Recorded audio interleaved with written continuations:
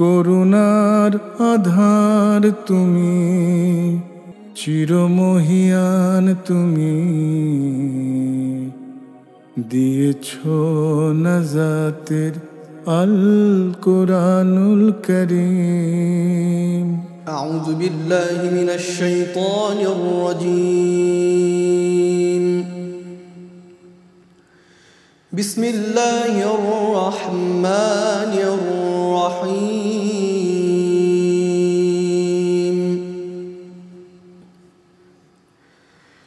حافظوا على الصلوات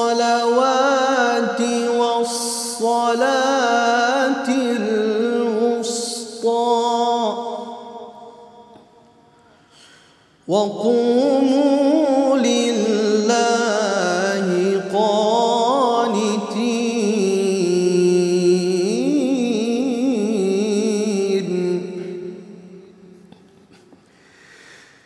فإن خفتم فرجالا أو ركبانا فإذا أمنتم فاذكروا الله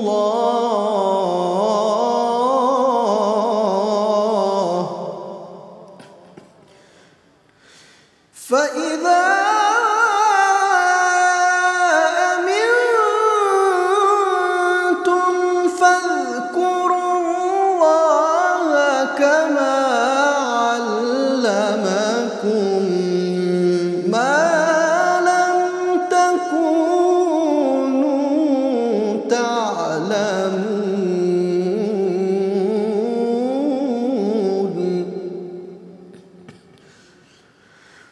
والذين يتوفون منكم ويذرون أزواجا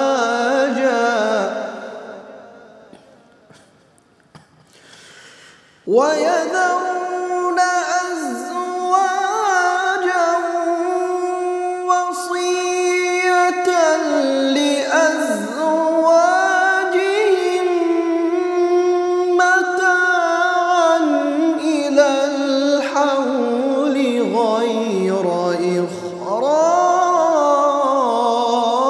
إخراج فإن خرجن فلا جناح عليكم فيما فعلن في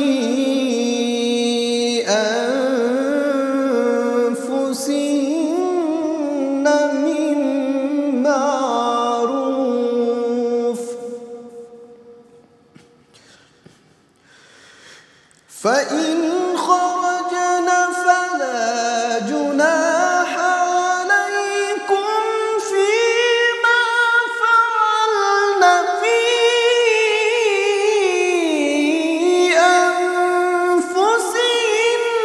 أنفسهن من معروف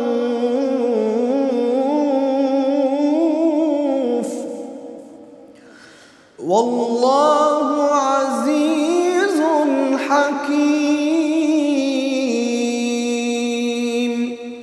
صدق الله العظيم. আল কোরআনুল করিম।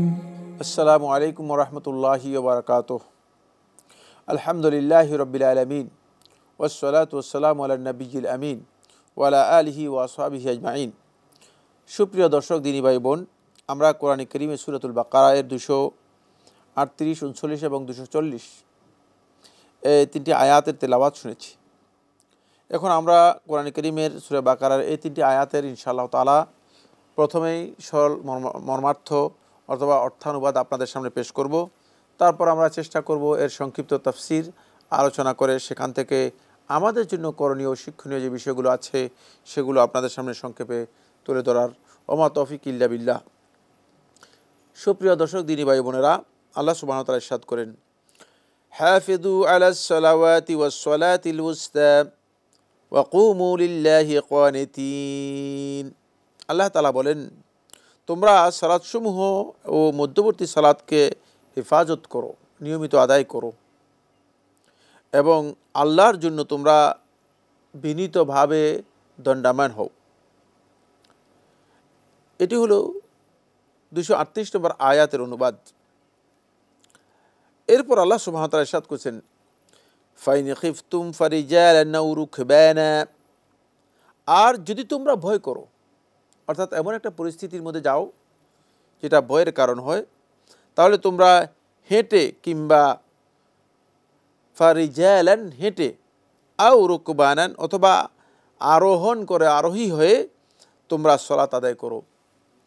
ফাইদা আমিনতুম, আর যদি তোমরা নিরাপদ অবস্থায় পৌঁছে যাও অথবা তোমরা নিরাপদ অবস্থায় থাকো, অর্থাৎ তোমাদের ভয় কেটে যায়, তাহলে ফাজকুরুল্লাহ কামা আল্লামাকুম মা লাম তাকুনু তা'লামুন, তাহলে তোমরা আল্লাহ তাআলাকে স্মরণ করো, আল্লাহ তাআলার জিকির করো।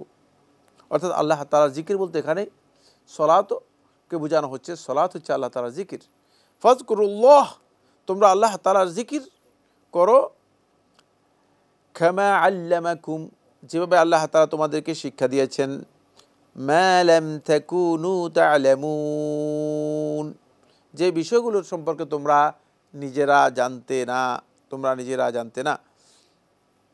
এরপরে 240 নম্বর আয়াত, 240 নম্বর আয়াতের মধ্যে আল্লাহ সুবহানাহু ওয়া তাআলা বলছেন, ওয়াল্লাযীনা ইয়াতাওয়াফাউনা মিনকুম ওয়া ইয়াযারুনা আজওয়াজা, তোমাদের মধ্যে যারা নিজেদের স্ত্রীদেরকে রেখে মারা যায়, যারা স্ত্রীদেরকে রেখে যাবে অথচ তারা নিজেরা মৃত্যুবরণ করবে, ওয়াসিয়াতান লিআজওয়াজিহিম, তারা ওসিয়ত করবে তাদের স্ত্রীদের জন্য, লিআজওয়াজিহিম, তাদের স্ত্রীদের জন্য, মাতাআন ইলাল হাউল, 1 বছর পর্যন্ত তাদেরকে ভরণ পোষণ, জীবন সামগ্রী অথবা জীবিকার সামগ্রী হিসেবে তাদেরকে দেবে, গায়রা ইখরাজ, তাদেরকে বের না করে, ঘর থেকে বের না করে, অর্থাৎ 1 বছর পর্যন্ত তাদেরকে ভরণ পোষণ দেবে এবং 1 বছর পর্যন্ত তাদেরকে ঘর থেকে বের করতে পারবে না, এর ওসিয়ত করে যাবে। ফাইন খরাজিনা ফালা জুনাহা আলাইকুম ফিমা ফাআলনা ফি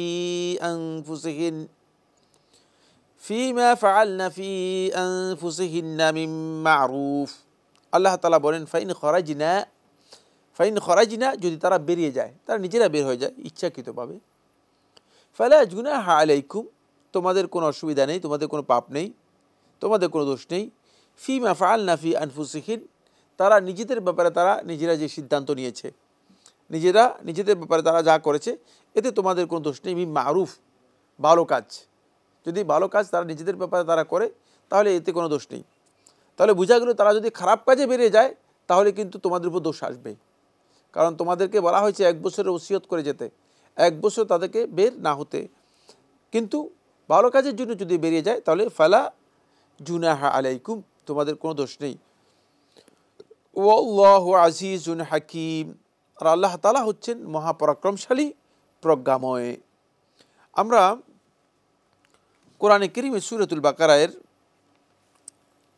238, 239 এবং 240 তিনটি আয়াত আপনাদের সামনে তেলাওয়াত করেছি।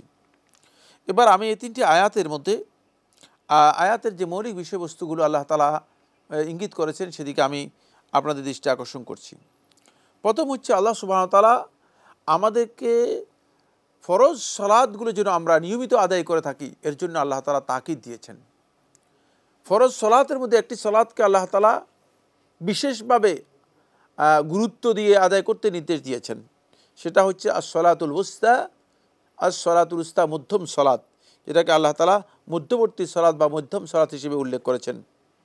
অথবা as-সালাতুল উস্তা এর দুটি অর্থ আমরা সামনে তাফসিরে যাব যখন তখন বলবো। এরপর আল্লাহ রাব্বুল আলামিন সালাতকে নিয়মিত আদায় করার ক্ষেত্রে যদি কোনো পরিস্থিতির শিকার কোনো ব্যক্তি হয়ে যায় তাহলে তিনি কিভাবে সালাত আদায় করবেন সেই বিষয়টি 239 নম্বর আয়াতের মধ্যে আল্লাহ তাআলা তুলে ধরেছেন। পরিস্থিতি কি? হয়তো ভয় আসতে পারে, নিরাপত্তা হারিয়ে যেতে পারে, অথবা নিরাপদ অবস্থা হতে পারে। তো যদি নিরাপত্তা হারিয়ে যায়, ভয় এসে যায়, তাহলে সে ব্যক্তি কীভাবে সালাত আদায় করবে? সেটা হচ্ছে এই, কোনো ব্যক্তি যদি তার নিরাপত্তার আশঙ্কা করে অথবা ভয় এসে যায়, তাহলে তার জন্য হেঁটে হেঁটে অথবা আরোহণ করে সালাত আদায় করা বৈধ। তার জন্য এই বৈধতা দেওয়া হয়েছে, বিধান দেওয়া হয়েছে। আর যদি সে নিরাপদ অবস্থায় থাকে, তাহলে সে আল্লাহ রাব্বুল আলামিনের জিকির বা সালাত আদায় করবে, যেভাবে আল্লাহ রাব্বুল আলামিন শিক্ষা দিয়েছেন সেভাবে সালাত। এই বিষয়বস্তু এখানে আলোচনা করা হয়েছে। 240 নম্বর আয়াতের মধ্যে আল্লাহ তাআলা যে বিষয়বস্তু আলোচনা করেছেন সেটা হচ্ছে ওই নারী, যে নারী স্বামী মারা গিয়েছে, তাকে আল্লাহ রাব্বুল আলামিন এখানে একটা ভিন্ন বিধান দিয়েছেন। সেটা হচ্ছে 1 বছর পর্যন্ত তাকে জীবন সামগ্রী দিয়ে তাকে গড়ে ইদ্যত পালন করতে নির্দেশ দেওয়া হয়েছে। জুমহুর আহলুত তাফসীর মুফাসসিরিনগণ বলেছেন 240 নম্বর যে আয়াতটি, এই আয়াতটি আমরা আগে যে একটি আয়াত আপনাদের সামনে পেশ করেছিলাম, সেই আয়াতটি হচ্ছে 234 নম্বর আয়াত। ওই 234 নম্বর আয়াতের মাধ্যমে মনসুখ হয়ে গিয়েছে, রহিত হয়ে গিয়েছে। কারণ 234 নম্বর আয়াতের মধ্যে আল্লাহ সুবহানাহু ওয়া তাআলা বলেছেন তারা 4 মাস 10 দিন ইদ্যত পালন করলে যথেষ্ট হয়ে যাবে। আর 240 নম্বর আয়াতের মধ্যে আল্লাহ সুবহানাহু ওয়া তাআলা বলেছেন যে তাকে 1 বছর পর্যন্ত অপেক্ষা করতে হবে, ঘর থেকে বের করা যাবে না, এবং 1 বছর পর্যন্ত তাকে ভরণ পোষণ সহ জীবন সামগ্রী তাকে দিতে হবে, এবং এটা আল্লাহ তাআলা বলে দিয়েছেন। তাহলে এখান থেকে বোঝা যায় যে আমাদেরকে আল্লাহ সুবহানাহু ওয়া তাআলা এই আয়াতের মধ্যে এই বিষয়টা ইঙ্গিত করেছেন যে তারা কিভাবে ইদ্যত পালন করবে। যদি এই আয়াতটিকে মানসুখ ধরা হয়, তাহলে তো এই আয়াতের বিধান 234 নম্বর আয়াতের মাধ্যমে মানসুখ হয়ে গেছে। অন্যথায় এই আয়াতের মানসুখ যদি না ধরা হয় থাকে, এই আয়াতের একটা বিশেষ অর্থ রয়েছে, সেটা আমরা চেষ্টা করব ইনশাআল্লাহ তাআলা তাফসীরে আমরা বিষয়টি আপনাদেরকে তুলে ধরার জন্য। আমরা এখন আপনাদের সামনে যে আয়াতগুলো তেলাওয়াত করেছি সংক্ষেপে, সেই আয়াতগুলো তেলাওয়াত কিন্তু আয়াতের সংক্ষিপ্ত তাফসীর আলোচনা করব। সুপ্রিয় দর্শক, আল্লাহ রাব্বুল আলামিন বলেন হাফিজু আলাস সালাওয়াত, সালাত সমূহ যেন আমরা নিয়মিত আদায় করতে পারি। ঈমানদার ব্যক্তির বৈশিষ্ট্য হচ্ছে তিনি সালাতকে নিয়মিত আদায় করবেন। সুতরাং সালাতের মধ্যে অনিয়মিত হওয়া এটি জায়েজ নেই, বরং সালাত ত্যাগ করার ব্যাপারে রাসূলুল্লাহ সাল্লাল্লাহু আলাইহি ওয়াসাল্লাম হাদিসের মধ্যে বলেছেন যে আল আহদুল্লাযী বাইনানা ওয়া বাইনাহুমাস সালাহ ফামান তারাকাহা ফাকাদ কাফার, আমাদের মাঝে আর তাদের মাঝে পার্থক্য হচ্ছে সালাত। যে ব্যক্তি সালাত ত্যাগ করলো সে কুফরি করলো। রাসূলুল্লাহ সাল্লাল্লাহু আলাইহি ওয়াসাল্লাম অন্য একটি হাদিসের মধ্যে বলেছেন বাইনাল কুফরি ওয়া শিরক আস-সালাহ তারকুস সালাহ, কুফর এবং শিরকের মধ্যে পার্থক্য হচ্ছে এই, সেটা হলো তারকুস সালাহ, সালাত ত্যাগ করা। সুতরাং কোনো ব্যক্তি যদি সালাত ত্যাগ করে থাকে তাহলে এই কাজটি কুফরি। ফলে সুনান তিরমিজির হাদিসের মধ্যে এসেছে, আব্দুল্লাহ ইবনে শাকিক রাদিয়াল্লাহু তাআলা আনহু বর্ণনা করেছেন, তিনি বলেছেন যে সাহাবায়ে কেরামগণ সালাত ত্যাগ করাকে মূলত কুফরি মনে করতেন। তাই সালাতকে নিয়মিত আদায় করাই হচ্ছে বিধান। এই ক্ষেত্রে আমরা দেখি যে আমাদের সমাজের মধ্যে কেউ 2 ওয়াক্ত, কেউ 3 ওয়াক্ত, কেউ 5-4 ওয়াক্ত এভাবে সালাত ত্যাগ করে থাকেন। এটি মোটেও শুদ্ধ নয়। এই আয়াত থেকে স্পষ্ট বোঝা যায় যে সালাতকে আমরা নিজেরা নিয়মিত আদায় করতে হবে, এটাই আল্লাহ তাআলা আমাদেরকে নির্দেশ দিয়েছেন। আল্লাহ সুবহানাহু ওয়া তাআলা সালাতগুলোর থেকে একটি সালাতকে আল্লাহ তাআলা আস-সালাতুল উসতা বলেছেন। আস-সালাতুল উসতা এর তাফসীর হচ্ছে 2টি। আস-সালাতুল উসতা মিনাত তাওয়াসসুত থেকে যদি হয়, অর্থাৎ মধ্যবর্তী সালাত বা মধ্যম সালাত, আর আস-সালাতুল উসতা যদি মিনাল ওয়াসাত থেকে হয়, মানে আস-সালাতুল ফুদলা মানে শ্রেষ্ঠ সালাত। মর্যাদার দিক থেকে একটা সালাতকে আল্লাহ তাআলা মর্যাদাপূর্ণ সালাত হিসেবে উল্লেখ করেছেন। সহিহ বুখারী এবং মুসলিমের হাদিসের মধ্যে রাসূলুল্লাহ সাল্লাল্লাহু আলাইহি ওয়াসাল্লাম থেকে বর্ণিত হয়েছে, তিনি বলেছেন যে হাফিজু আলা সালাওয়াত ওয়াস সালাতুল উসতা ওয়া হিয়া সালাতুল আসর, তোমরা সালাতুল উসতা মধ্যম সালাত কি করো, একে বেশি গুরুত্ব দাও।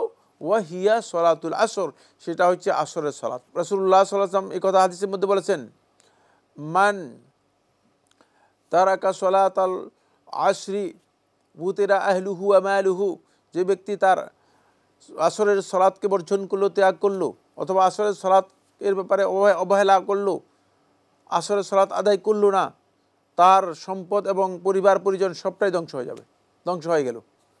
বুতিরা আহলুহু ওয়া মালুহু মানে বিচ্ছিন্ন হয়ে গেল। সুতরাং এখান থেকে বোঝা যায় যে সালাতুল উসতাটা এখানে সালাতুল আসরের দিকে ইঙ্গিত বহন করে থাকে। এরপরে আল্লাহ সুবহানাহু ওয়া তাআলা পরবর্তী আয়াতের মধ্যে আমাদেরকে ইঙ্গিত দিয়েছেন, আমরা যদি সালাতের মধ্যে ভয়ভীতির মধ্যে থাকি, নিরাপত্তা যদি আমাদের কোনো কারণে সংকট হয়, তাহলে আমরা সালাত কি বাদ দিয়ে দেব? আমাদের মধ্যে অনেকে দেখা যায় যে সফরে আমরা সালাত আদায় করি না, ব্যস্ততার মধ্যে আমরা সালাত আদায় করি না, বাজারে মার্কেটে গেলে আমরা সালাত আদায় করি না, ইত্যাদির ক্ষেত্রে আমাদের অনেক দেখা যায় যে অনেকের অবহেলা রয়েছে। না, আপনি সালাত সর্বাবস্থায় আদায় করতে হবে।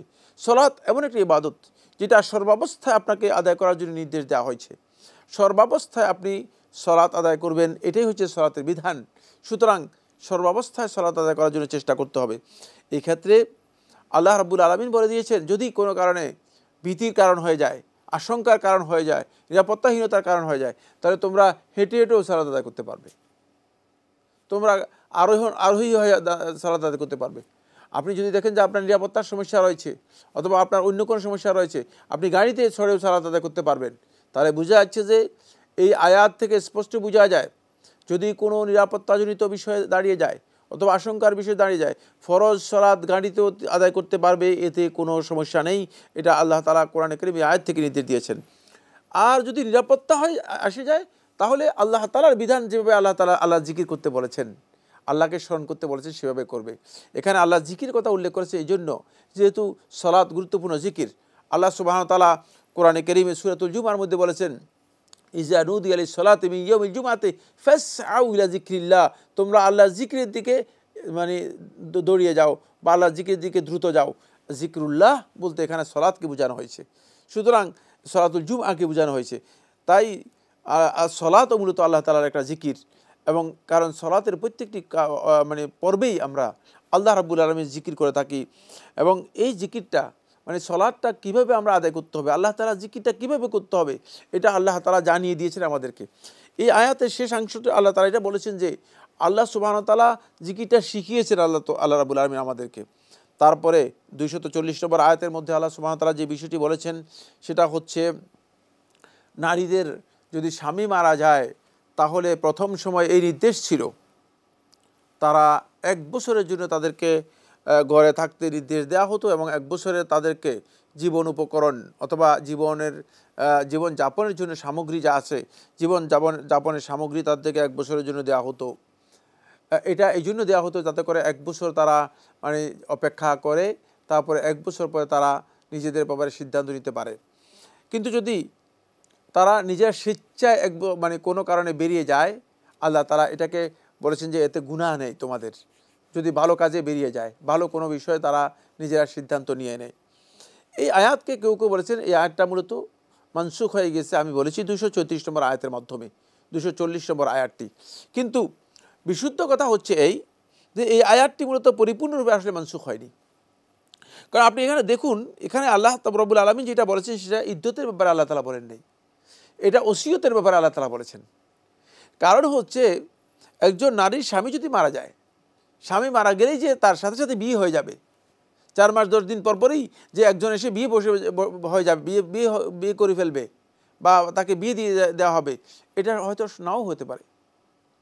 এই জন্য আল্লাহ রাব্বুল আলামিন আল্লাহর বান্দাদের মধ্য থেকে একদল বান্দা যাদের সামর্থ্য রয়েছে এবং সুবিধা আছে, তাদেরকে আল্লাহ তাআলা এই ওসিয়ত করতে বলেছেন, অন্ততপক্ষে তাদেরকে 1 বছর জীবন উপকরণ দিয়ে তাদেরকে এস্টাবলিশ রাখার জন্য, যাতে করে তারা নিজেদের ব্যাপারে দুশ্চিন্তাগ্রস্ত না হয়। কারণ স্বামী মারা গেলে এমনিই বিধবা নারী অত্যন্ত কষ্টের মধ্যে থাকে, মানসিক একটা যন্ত্রণার মধ্যে থাকে। ওই মানসিক যন্ত্রণা থেকে বাঁচার জন্য আল্লাহ তাআলা এই নির্দেশটুকু দিয়েছেন।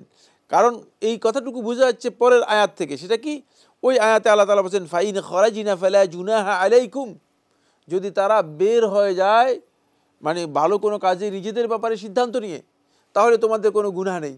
তাহলে বোঝা যাচ্ছে যে মূলত যারা বলেছেন যে 234 নম্বর আয়াতের মাধ্যমে 240 নম্বর আয়াত মানসুখ হয়ে গেছে, এই বক্তব্যটি মূলত জ্ঞানগত দিক থেকে বা তাহকিকের দিক থেকে যত সঠিক নয়, বরং এই আয়াতটি ওসিয়তের ব্যাপারে এসেছে আর 234 নম্বর আয়াতটি ইদ্যতের ব্যাপারে এসেছে। এটা আমাদেরকে ভালো করে বুঝতে হবে। 234 নম্বর আয়াত মূলত ইদ্যতের ব্যাপারে এসেছে আর 240 নম্বর আয়াত এটি এসেছে মূলত ওসিয়তের ব্যাপারে। আর এই ওসিয়তটুকু এই জন্য করার কথা বলা হয়েছে, কারণ হলো অনেক নারী আছে, বিশেষ করে যাদের সন্ততি নেই অথবা যাদের অভিভাবক বলতে কেউ নেই, তারা যদি বিবাহের পর একেবারেই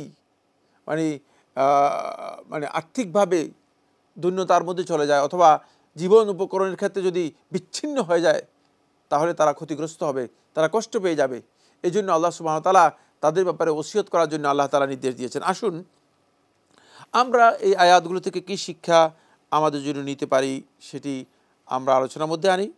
প্রথম যে শিক্ষাটি সেটি হচ্ছে এই 5 ওয়াক্ত সালাতকে আমাদেরকে নিয়মিত আদায় করতে হবে এবং 5 ওয়াক্ত সালাত যেন আমরা জামাতে আদায় করতে পারি সেটা আমাদেরকে নিশ্চিত করতে হবে। সলাতুল আসরকে আমাদেরকে সবচেয়ে বেশি গুরুত্ব দিতে হবে, কারণ সলাতুল আসরের ব্যাপারে রাসূলুল্লাহ সাল্লাল্লাহু আলাইহি ওয়াসাল্লাম গুরুত্ব দিয়েছেন এবং যারা অংশগ্রহণ করে না তাদের ব্যাপারে মুনাফিকের কথা বলেছেন। আরেকটি হাদিস সহিহ বুখারীর মধ্যে এসেছে, রাসূলুল্লাহ সাল্লাল্লাহু আলাইহি ওয়াসাল্লাম বলেছেন যে মান সাল্লাল বারদাইনি দাখালাল জান্নাহ, যে ব্যক্তি দুটি শীতল সালাত আদায় করলো সে জান্নাতে প্রবেশ করলো। বারদাইন বলতে সলাতুল আসর এবং সলাতুল ফজরকে বোঝানো হয়েছে। সলাতুল ফজরেরও গুরুত্ব অনেক অপরিসীম, সলাতুল আসরেরও গুরুত্ব অপরিসীম। আরেকটি হাদিসের মধ্যে রাসূলুল্লাহ সাল্লাল্লাহু আলাইহি ওয়াসাল্লাম বলেছেন যে সলাতুল আসরের এই সময় মানে আসমান থেকে দিবসের এবং রাত্রের ফেরেশতারা যারা অবতীর্ণ হয়ে থাকে সলাতুল আসরের সময় তারা একত্রিত হয়, তারা এসে সম্মিলিত হয়ে থাকে। সুতরাং এই সময়টুকু অত্যন্ত গুরুত্বপূর্ণ। এই জন্য এই ওয়াক্তকে ওয়াক্ত বা সলাত মাশহুদা বলা হয়ে থাকে, মাশহুদা এর সলাত। তাই এই সলাতটা অত্যন্ত গুরুত্ব দিয়ে আমাদেরকে আদায় করতে হবে। এরপরে আল্লাহ তাআলার ইবাদত করতে হবে সর্বান্তঃকরণে এবং বিনয়ের সাথে। অহংকার পরিহার করতে হবে, অহংকার পরিহার করতে আমাদেরকে নির্দেশ দেওয়া হয়েছে। সর্বাবস্থায় সালাত আদায় করতে হবে। আপনি সংকটে থাকুন, আপনি ভালো অবস্থায় থাকুন, আপনি সুবিধায় থাকুন, অসুবিধায় থাকুন, আপনি বিপদে থাকুন, আপনি মানে বিপদমুক্ত থাকুন, অথবা আপনি নিরাপত্তায় থাকুন, নিরাপত্তাহীনতায় অথবা আশঙ্কায় থাকুন, সর্বাবস্থায় সালাত আদায় করতে হবে। সেই ক্ষেত্রে আপনার স্বাভাবিক অবস্থায় সালাত আদায় করতে না পারলে আপনি হেঁটে না পারলে আরোহণ না করলে ইশারায় পর্যন্ত আপনাকে সালাত আদায় করার অনুমোদন দেওয়া হয়েছে, কিন্তু সালাতের ব্যাপারে ছাড় দেয়া নেই, ছাড় দিতে পারবেন না। এরপর যে বিষয়টি সেটা হলো বিধবা নারীদের ব্যাপারে আমাদেরকে গুরুত্ব দিতে হবে। বিধবা নারী যারা আছে, অভিভাবক অথবা যারা বিধবা নারীদের সাথে সম্পৃক্ত রয়েছেন তাদের ব্যাপারে গুরুত্ব দিতে হবে, তাদের ব্যাপারে গুরুত্ব দেবেন। এই ক্ষেত্রে বিধবা নারীর ব্যাপারে তার যদি ওসিয়ত করার মতো কোনো সুযোগ থাকে তাহলে আল্লাহর পক্ষ থেকে এই ওসিয়তটুকু আল্লাহ তাআলা দিয়েছেন, সেটা হলো যে 1 বছর পর্যন্ত তাকে জীবন উপকরণ দিয়ে তাকে সমৃদ্ধ রাখার চেষ্টা করাটা এটি উত্তম কাজ। এই কাজটিকে আল্লাহ সুবহানাহু ওয়া তাআলা পছন্দ করেছেন, এই জন্য আল্লাহর পক্ষ থেকে সেটা স্বামীদের জন্য একটা আল্লাহর পক্ষ থেকে ওসিয়ত হিসেবে আল্লাহ তাআলা বৈধ করেছেন। ফলে এটা তাদেরকে এই অবস্থায় ঘর থেকে বের না করে দেওয়াটাই হচ্ছে আল্লাহর পক্ষ থেকে বিধান। কিন্তু ভালো কাজে তাদেরকে সুযোগ করে দিতে হবে। যদি কোনো ভালো কাজে তাদের জীবনের জন্য যেটা উত্তম, তাদের জীবনের জন্য যে কাজটি ভালো, তারা যদি সে কাজটা করে সেই ক্ষেত্রে তাদেরকে বাধা দেয়া মোটেও বৈধ হবে না। এটা আল্লাহ রাব্বুল আলামিন আমাদেরকে করতে অনুমোদন দিয়েছেন, বরং বলেছেন যে এক্ষেত্রে তোমরা বাধা দেওয়া তোমাদের জন্য উচিত নয়, তোমাদের জন্য কোনো অসুবিধা নেই, তোমরা এটাকে অসুবিধার কারণ হিসেবে গ্রহণ করো না। এই আয়াতে আল্লাহ সুবহানাহু ওয়া তাআলা শেষ করেছেন আল্লাহ রাব্বুল আলামিনের দুটি সুন্দর নাম দিয়ে, আসমাউল হুসনা দুটি দিয়ে। এই জন্য কোরআনে কারীমের আয়াতগুলো আল্লাহ তাআলা আসমাউল হুসনা দিয়ে শেষ করেছেন, যাতে করে আমরা আমাদের কথা এবং কাজে সকল ক্ষেত্রেই আসমাউল্লাহিল হুসনা, আল্লাহ তাআলার সুন্দর সুন্দর যে নামগুলো আছে এই নামগুলোকে আমরা ব্যবহার করে আল্লাহ রাব্বুল আলামিনের কাছে আমরা নিজেদেরকে ধর্ণা দিতে পারি, নিজেদেরকে উপস্থাপন করতে পারি। কারণ আল্লাহ তাআলার বক্তব্যগুলোকে আল্লাহ তাআলা তার আসমাউল হুসনা দিয়ে তুলে ধরেছেন। এই জন্য যে এগুলো সবগুলোর মধ্যেই একটা বিশেষ হিকমত রয়েছে, আর সেই হিকমতটুকু আমরা নিজেদের জীবনে কাজে লাগাতে পারি যখন আল্লাহ তাআলার কাছে আমরা নিজেদেরকে সাবমিট করব। আমাদের সাবমিশনটা যেন আল্লাহ রাব্বুল আলামিনের কাছে হয় আসমাউল্লাহিল হুসনা, আল্লাহ তাআলার উত্তম সুন্দর নামগুলোর মাধ্যমে। আল্লাহ সুবহানাহু ওয়া তাআলা আমাদের সবাইকে এই যে 3টি আয়াত আমরা তাফসীর সহ আলোচনা করলাম এগুলো থেকে শিক্ষা গ্রহণ করার জন্য তৌফিক দান করেন, এবং এগুলো থেকে আমরা নিজেদের জীবনে যে আলো আছে সে আলো যেন আমরা অর্জন করতে পারি। আল্লাহ তাআলা তৌফিক দান করুন। আসসালামু আলাইকুম ওয়া রাহমাতুল্লাহি ওয়া বারাকাতুহু। করুণার আধার তুমি দিয়েছো সত্যের বাণী অসীম, চিরমহিয়ান তুমি দিয়েছ নাজাতের আল কোরআনুল করিম।